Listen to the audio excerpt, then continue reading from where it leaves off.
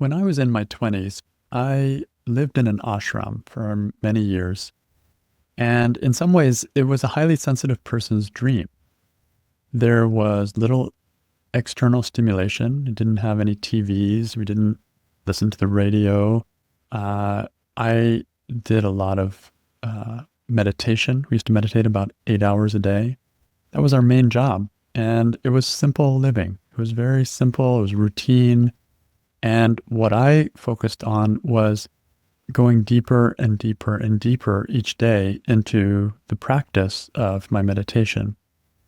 And so this brought a lot of joy, a lot of bliss on the inside, as well as some release of stress, which sometimes wasn't comfortable. But overall, I could see my progress and I could feel it. And I loved the deepening that happened there. So as life would have it, my mom remarried and ended up in New York City as working there as a doctor with her husband. And I would come from time to time to visit her from the ashram and celebrate Christmas or birthday or something like that. And in my naivete as a 20-something-year-old, I would come to New York and kind of think, I'm just going to keep doing the same routine that I had in the ashram. And so what would happen is I would still do long meditations. I would meditate for, 2 or 3 hours in the morning, 2 or 3 hours in the afternoon.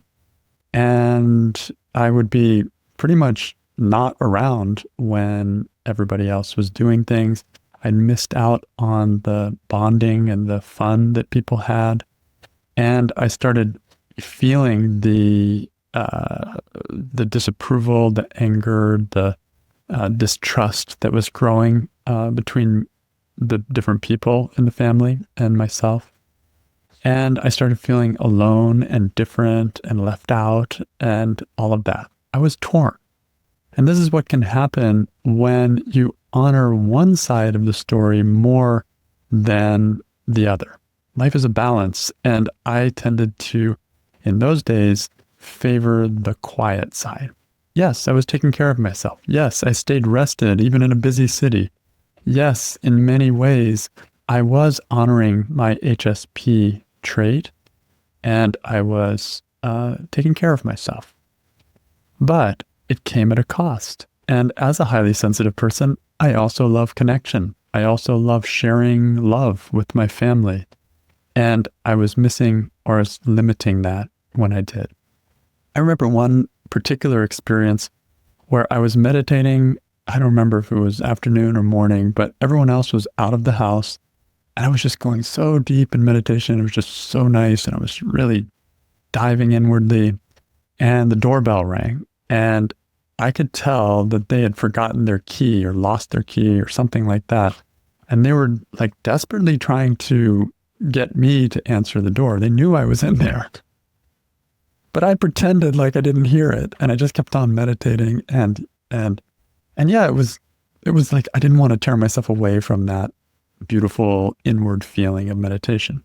But oh my gosh, I did feel guilt. I did feel bad. We never talked about it. But to this day, I can tell you, I feel this kind of pang of guilt when I think of that I basically ignored my family, left them out on the street while I just enjoyed my depth of meditation.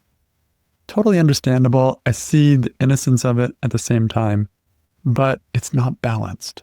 And that's what I'm bringing here today, is that there are two sides to us as highly sensitive people. There's a side of us that loves to go inward, loves to go deep, and loves to be alone.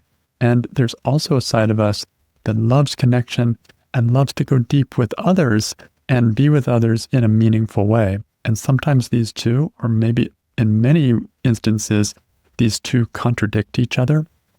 But this is life. And if I favor just one above the other, I can, but it may not be the balance that I was actually looking for, the actual depth of balance that would nourish me on all levels. What can happen, as I've just shared, is this guilt and shame or self-doubt can start creeping in. You can start thinking there's something wrong with me, or you can just feel bad about it.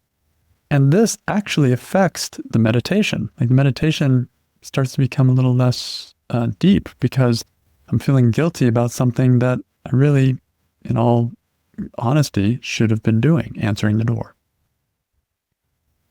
So as I've matured over time, and with the help of my partner, who was more mature than me, my partner was also from the ashram, but we came out together and we started to look at how to integrate the outer and the inner.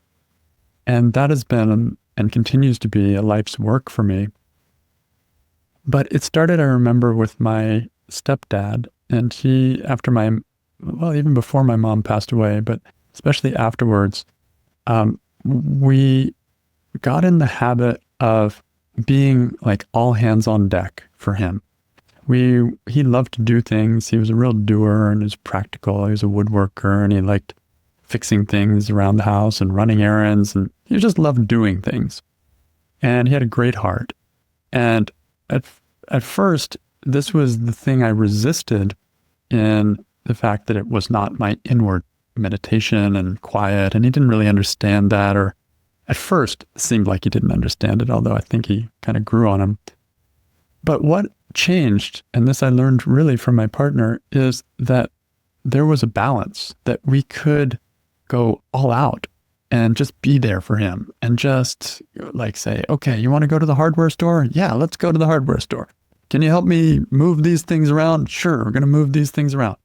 Like we'd show up at breakfast time on a regular routine. It wouldn't be like super late in the morning after a long meditation. We like get up early enough to do everything, do a little less meditation, and show up there. And what happened was we started to engage, we started to connect, and the depth of connection in relationship with my stepfather was amazing. Like to this day, he's been gone for a number of years.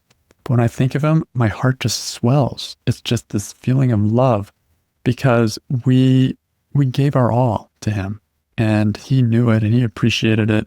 And even my stepbrother's like, what are you guys doing? He sure loves you, like that's the reward of giving up a little bit of the meditation, a little bit of the inward, which is still precious to me, but this is equally precious. And this is what I'm trying to say is that there's a way to have both. And over time, as I've continued to live in the world, but also my partner and I live in a kind of almost ashram-like way. We do still a lot of meditation and we have a quiet life, but we have learned how to step in and out of the silence and to not be so upset when it changes or when something comes up. Now, for example, if something comes up in the middle of meditation, I can get up and deal with it and then come back to meditation without a lot of stress. Not like, oh, I ruined that deep feeling. Or sometimes I'll skip a meditation and I can be okay with that. This is going with the flow. And I still favor doing my meditation as regularly as possible. And it's usually twice a day. But I'm not as attached to one side or the other. I don't get stuck in one side or the other. For me, the stuckness was more on the quiet side. But it can equally happen that you get stuck on the outward side. And maybe you're just outward and outward and outward and outward, and you're getting burned out. And you need some quiet time. You need that. We need both. We need outward and we need inward. And if you can see it as this is necessary for us as highly sensitive people, that we have both, it can help overcome getting stuck in just one side or the other.